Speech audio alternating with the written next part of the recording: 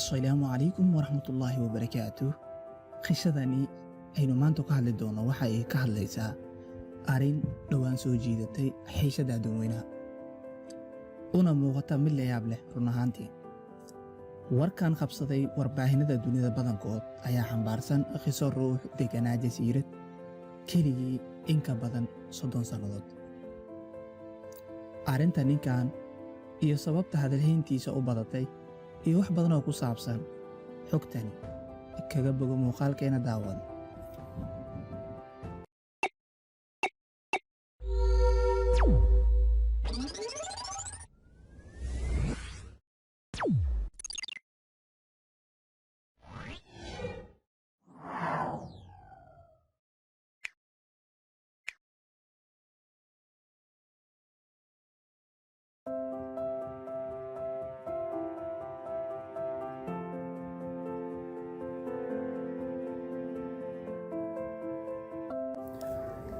Jasiiradda Budeli waa mid ka mid ah 7 jasiiradood ee ugu caansan dalka Italy.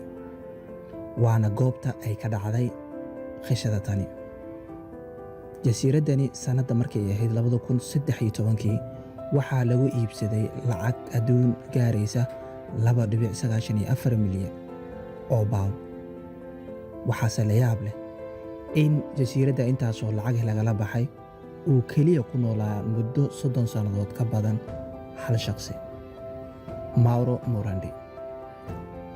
Macallinkii hore ee barashada jimicsiga ku noolaa dalka Italy ayaa sanadda markay ahayd 1989 waxaa isaga iyo dhowr saaxiibadiisa ay u soo hayaameen inay jasiiradaha dalka ku yaala ku soo dalxiis tagaan.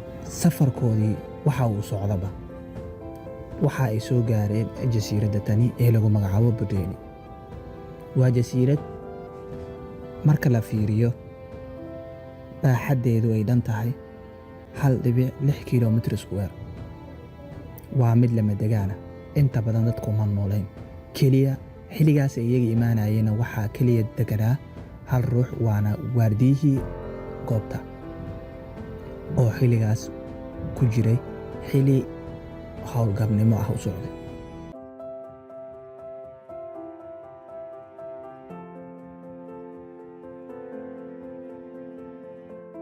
Qishada Mauro waxa ay bilaabatay sanadii 1989 markaasoo isaga iyo dhowr saaxiibadii safar ay ka bilaabeen dhinaca badda. Waxay degeen jasiiradaha Talyaaniga ee La Maddalena, halkaasoo ay qorsheynayeen inay ka shaqeeyaan oo ay ka helaan lacag ay ku maalgeliyaan inta ka harsan safarkooda. Markii ay yimaadeen jasiiradda Budeli, wax walba way isbedeleen. Marka oo ay la kulmeen ilaaliyaha jasiiradda oo qarka u saarnaa inuu howlgab noqdo, ayaa waxa ay go'aansadeen inay jasiiradda in yar joogaan. Balse go'aan uu qaatay Mauro ayaa ka dhigtay keligii inuu ku haro goobta kagana baxo safarkii asxaabtiisa uu kula jiray.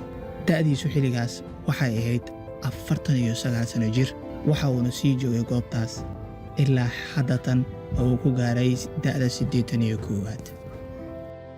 Sababta keentay in dunidu hadda ay ku baraarugto warka ninkani ayaa waxay timid kadib markii sanadka kan dhexdiisa ay dowladda amartay in si xoog ah jasiiradda looga saaro, iyadoo ku eedeynaysa in aqalkiisa ku yaala jasiiradda uu ku sameeyey isbeddelo sharciga aan waafaqsanayn. Inkastoo ay jiraan codsiyo dhowr ah dowladda Talyaaniga looga codsanayay inay ogolaato inuu sii joogo, ayaa laga soo ururiyey in ka badan 70,000 oo qof. Balse Master Mauro wuxuu ku dhawaaqay go'aankiisa inuu guurayo jasiiradda Maddalena ee u dhow jasiiraddaasi. Qoraal uu soo dhigay bartiisa Twitter-ka ayuu ku caddeeyey midaas.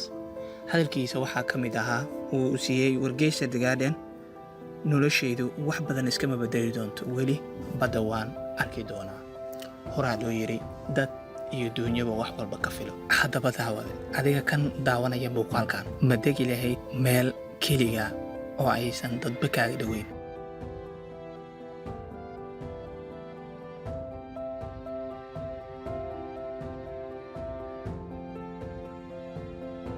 halkani waxay inooga eg muuqaalkeenii maanta. waxaan idinka tegayaa assalaamu calaykum.